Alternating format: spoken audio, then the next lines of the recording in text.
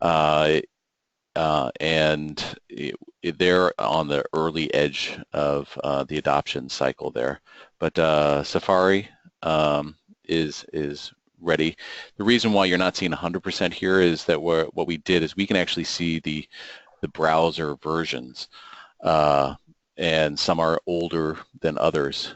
And the more recent ones in many cases have higher usage and support of HTTP2.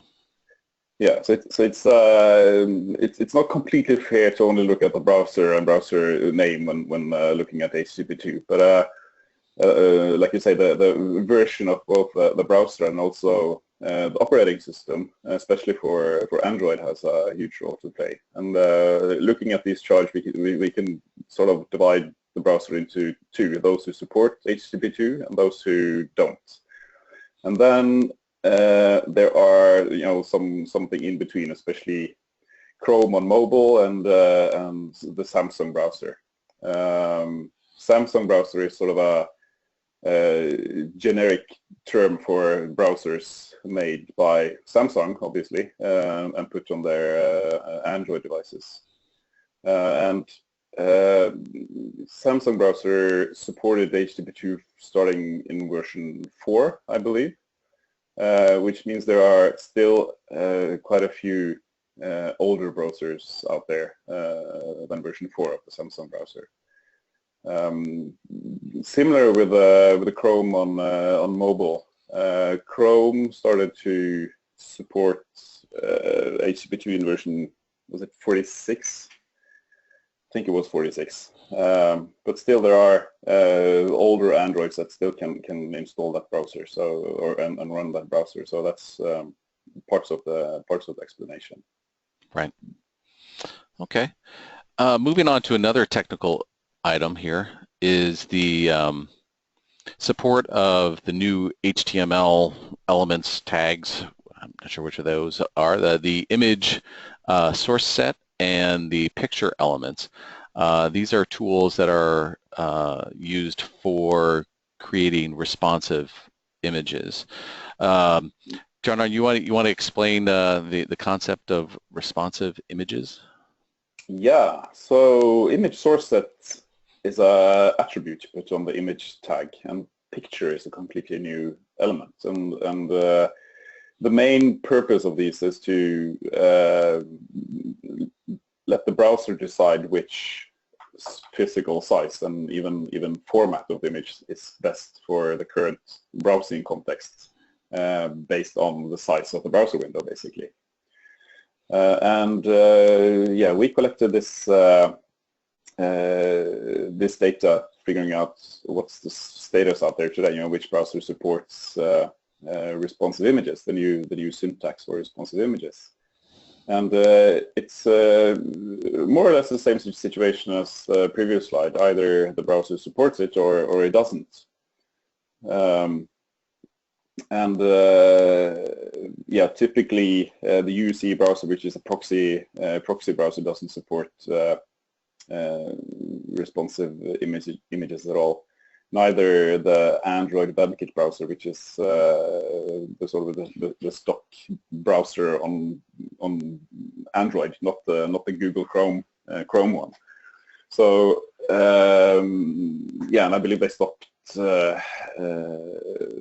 shipping the WebKit browser on Android for something, which at the time didn't support responsive images. But we know that there are still a few Android 4.4 devices out there, which we'll be touching upon later, I think. A spoiler, 9 point something percent of the operating system shares out there are still Android 4. So Android WebKit is still active.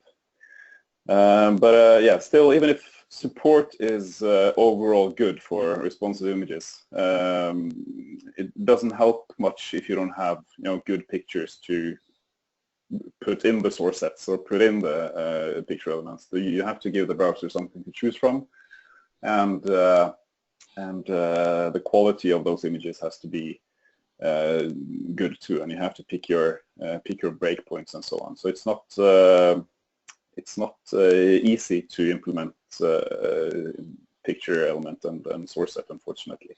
Right, yeah. So what we did is we put together a comparison of using this manual responsive images that would use the image source set and picture elements and compared it to some of the other image resizing solutions that are out there.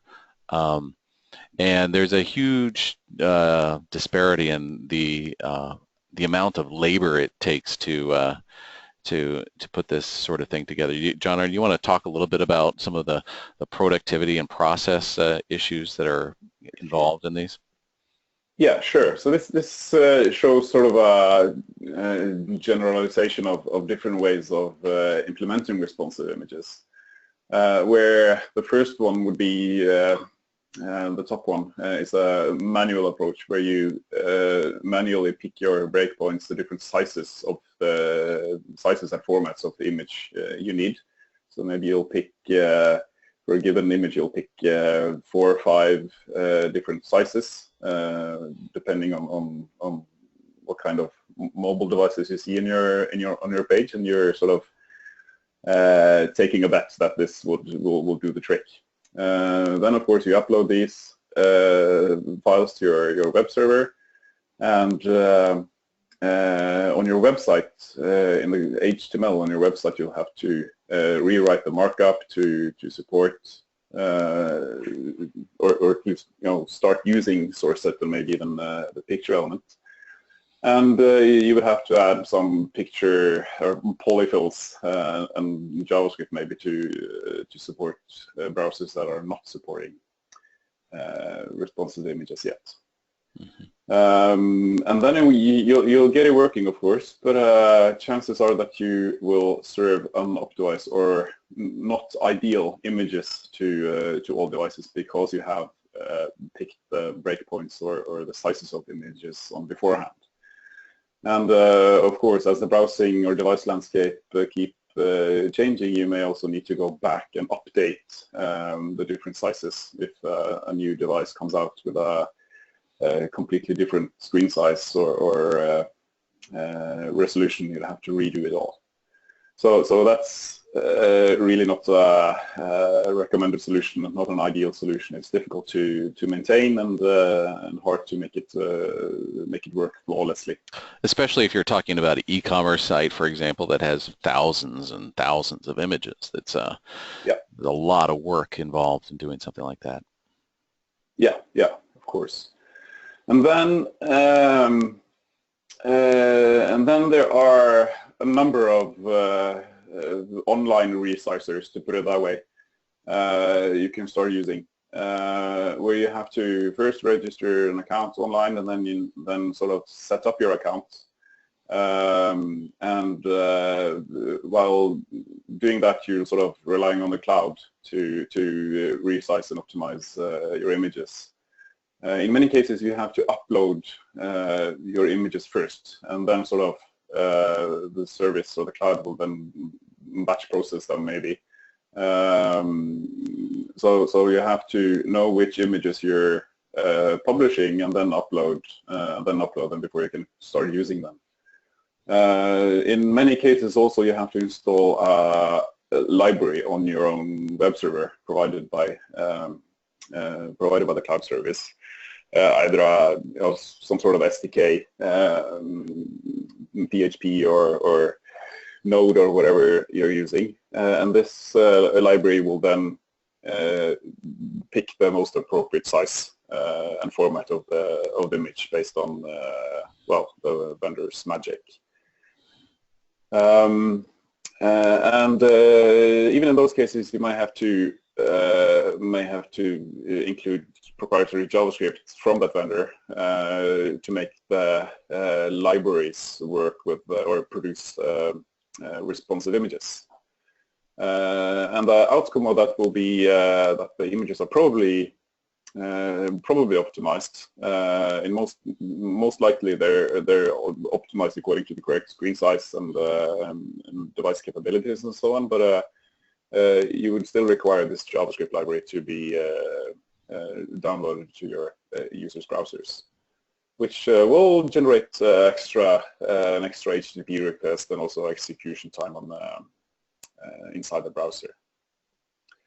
So the last solution with Image Engine is the most scalable one, where it's a cloud solution similar to the previous option. You register online, and the only thing you need to do is change your URL in the markup to point and point your images to Image Engine. And then Image Engine will automatically detect the device and browser and figure out the appropriate size and format of the image, and serve that image, of course, from a CDN. So the deployment of this, setup of this is very, very easy. If you don't want to sort of point your or change your markup at all, you can we can do the switch using DNS if you're serving images from, let's say, images.example.com. In many cases, no code changes are needed at all. And of course, you get both mobile and desktop support, and it's very easy to maintain because image sizes and formats and versions are generated as we need. So as a client customer, you don't have to worry about new devices or new sizes being needed of your images. Image Engine will handle all that also in the future. Great. Great. Well, thanks a lot, John. That was a great comparison of an overview of kind of the responsive image landscape. Let's move on to the what I'll call the continent comparisons. We track on a quarterly basis many of the top devices. So let's look at the top smartphones. The new to this list are the iPhone 7 Plus. I think this is the first quarter we've started to see some of the iPhone 7 models really take hold. Mostly in North America is where that's getting traction. There are also some phones like the Huawei P8 Lite, the Motorola G4, and the Vodafone Kika that are showing up in kind of Africa and South America. Dropping off the list, the iPhone 5 and 5C. This is actually kind of interesting, especially the 5C. That was a phone that was really targeted toward a more budget-minded consumer by Apple, and never really captured a lot of market share. And you haven't seen Apple follow up on that either. You compare that to some of the Samsung Galaxy J series, which is more their budget-oriented phones. You see several of those still on the list. In fact, they've done quite well with the J5 and the J7 are here. Not only in some of the developing markets, but even in markets like North America, they do seem to have relatively good traction with those phones.